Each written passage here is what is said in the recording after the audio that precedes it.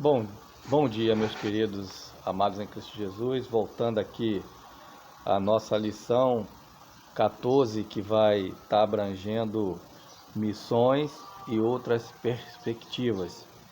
E vamos estar em nossa terça-feira fazendo a leitura de livro de Gálatas, capítulo 15, aliás, capítulo 3, versículo 15 ao 29. Vamos estar fazendo uma leitura e dando algumas pequenas orientações a respeito. Vamos falar um pouco sobre a lei, né? Se a lei realmente pode invalidar a promessa. Aqui o apóstolo Paulo ele discorre sobre os conceitos da lei para os irmãos de Gálatas, se a lei vai invalidar a graça que é Jesus Cristo. Então ele deixa muito claro que a lei não invalida a graça, muito pelo contrário. E ele demonstra aqui que a lei ela foi incapaz de justificar os judeus.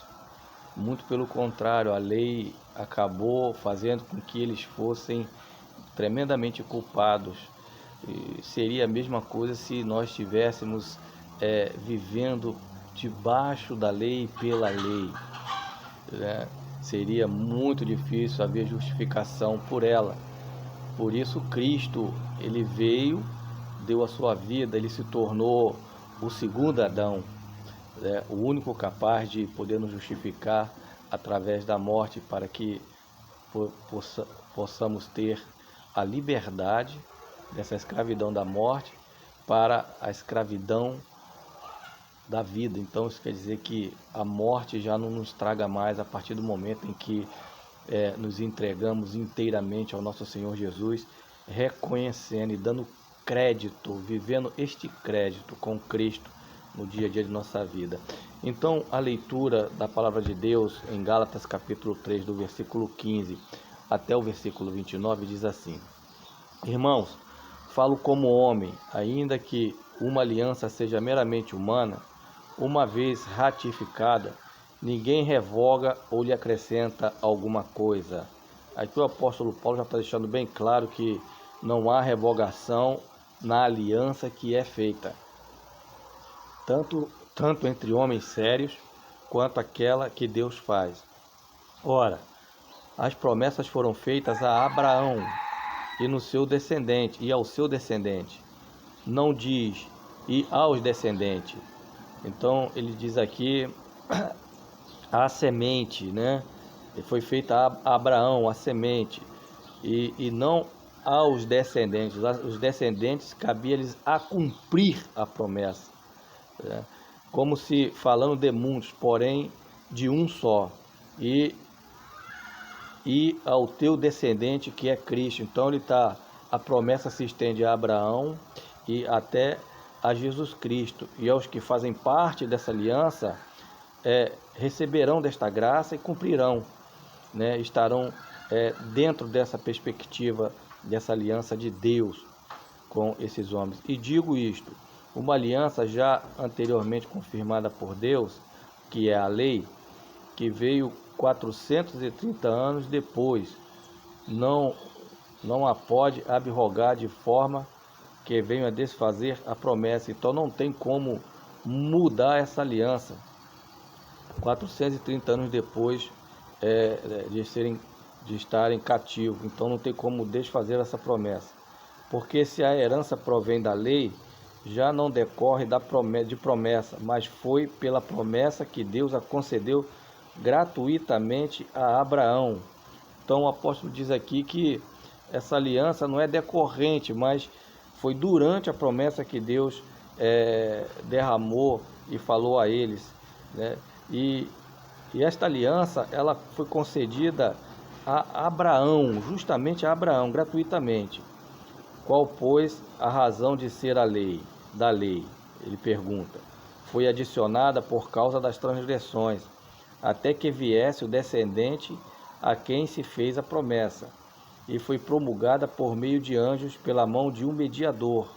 Então aqui essa promessa de Abraão é a promessa que se cumpre em Cristo Jesus. Ora, o mediador não é de um, mas Deus é um. Porventura, a lei contraria as promessas de Deus? De modo nenhum. Continuando aqui, porque se fosse promulgada uma lei que pudesse dar vida à justiça, na verdade seria procedente de lei. Mas a Escritura encerrou tudo sob o pecado, para que, mediante a fé em Jesus Cristo, fosse a promessa concedida aos que creem. Então, a lei, ela foi inviável para trazer salvação em Cristo para as pessoas. A lei foi uma sombra, uma mostragem do quanto nós somos incapazes de cumprir terminantemente a vontade de Deus, né? Então, muitos pereceram sem ao menos buscar forças no Senhor para poder andar como justo nessa terra, né? Aqueles que procuraram se esforçar em andar justo, mesmo cometendo seus erros, foram justificados, os que eram da lei, né? Então ele deixa claro aqui que no versículo 22, mas a Escritura encerrou tudo sobre o pecado, para que mediante a fé em Jesus Cristo fosse promessa concedida aos que crerem. Então a lei viabilizou a morte de Cristo na cruz, né?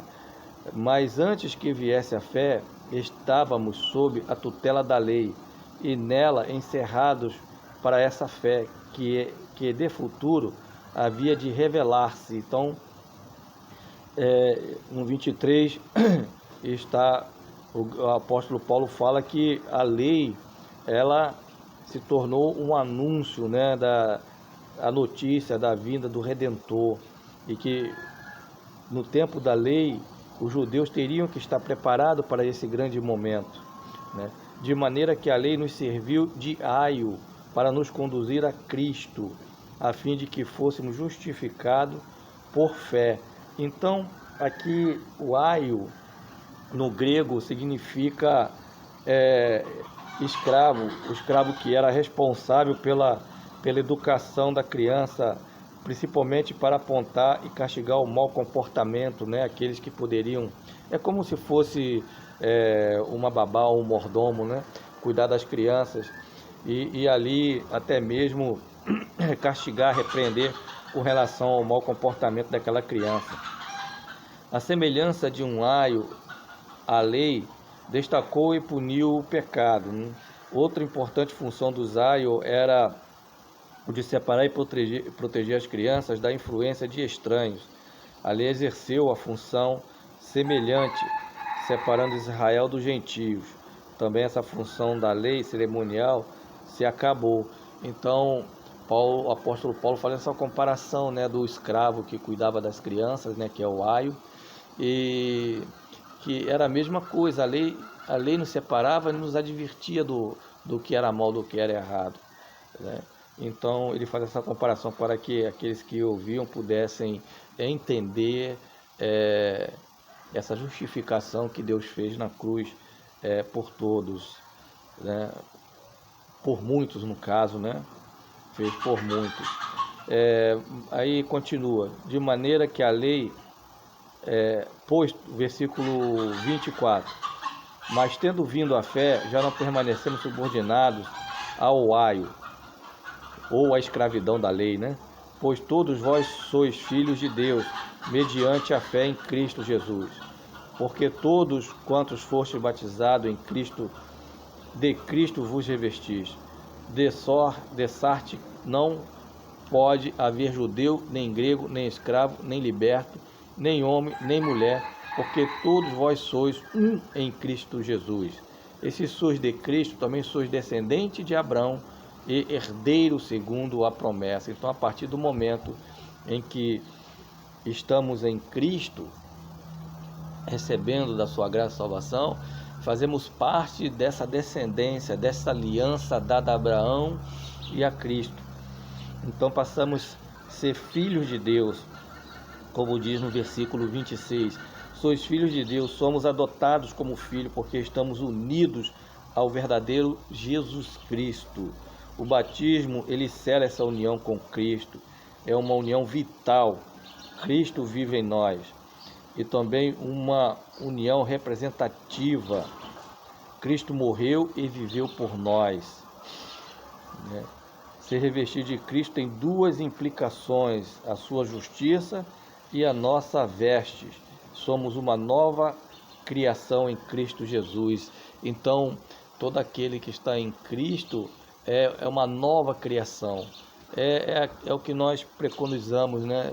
Deixa o velho homem e ressurge um novo homem, uma nova criatura. Então somos renovado, refeito por Cristo, na medida em que nós damos um passo para Cristo, aceitamos ao Senhor, deixamos de ser o velho cidadão de outrora para ser o novo cidadão de hoje e do futuro, com uma nova roupagem, com uma nova perspectiva de vida, com um novo caminhar, um novo pensar, um novo falar. Nós começamos a reescrever a nossa história em Cristo Jesus, quando nós entendemos a verdadeira salvação no Senhor em nossa vida. Missões tem essas perspectivas em nós, ela traz essa mudança em nós, na nossa vida, né? E todos nós somos em Cristo, né?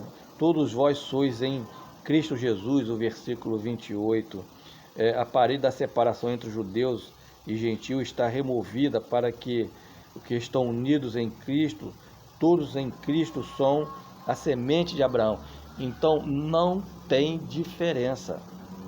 Nós somos um só em Cristo Jesus, né? Se estamos em Cristo aqui no nosso Brasil, aqueles que estiverem no Japão ou na China, que estão em Cristo, faz parte dessa aliança conosco, não tem nenhuma diferença, seja em qualquer lugar do mundo, né? O índio, o rico, o pobre, o miserável, todos que recebem ao Senhor Jesus e dá crédito ao sangue derramado, ao Cristo vivo, faz parte dessa aliança conosco. Todos estarão num único lugar, que é a eternidade. Não tem separação com Jesus Cristo. Não tem separação. É um ajuntamento perfeito, é uma morada perfeita, é uma vida perfeita com Cristo Jesus, numa nova pátria que nós chamamos de reino celestial. Missões e outras perspectivas nos traz essas considerações. É por isso que nós precisamos entender essa importância dessa lição do 14 que vamos ter, com relação ao que ela nos traz para a nossa vida, em colocar a casa em ordem, né? Colocar a casa em ordem para depois pensar em missões. Como que eu posso pensar em missões se a minha casa está desordenada? Se minha casa está desordenada, então necessariamente eu não estou vivendo Cristo e as suas lições de conduta, de vida, de prática. Então precisamos rever essas coisas, né? Para que o convite do Senhor, ele realmente possa ser validado em nós, na nossa vida, né? Que a gente possa ter um dia tranquilo, abençoador em Cristo Jesus, e essas leituras diárias, juntamente com a lição que é aplicada ao domingo, possa realmente fazer um grande efeito na nossa vida. Meus queridos, como igreja devemos viver as bem-aventuranças do Senhor e devemos lutar juntos para que a gente possa ter dias tranquilos nesta terra, mesmo em meio a tantas tribulações.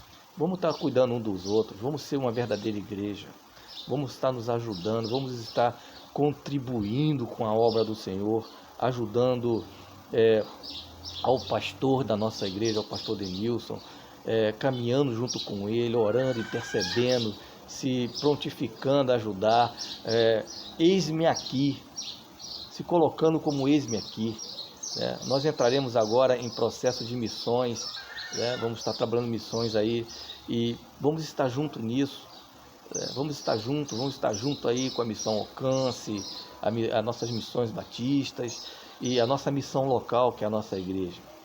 Vamos estar procurando entender essa responsabilidade que Deus tem dado a nós aqui nesta terra, porque ainda Ele não veio, mas está voltando e precisamos estar preparados e trabalhando para que o outro seja alcançado, inclusive a minha casa e a sua casa como um todo. Deus abençoe, Deus ilumine a todos em nome de Jesus.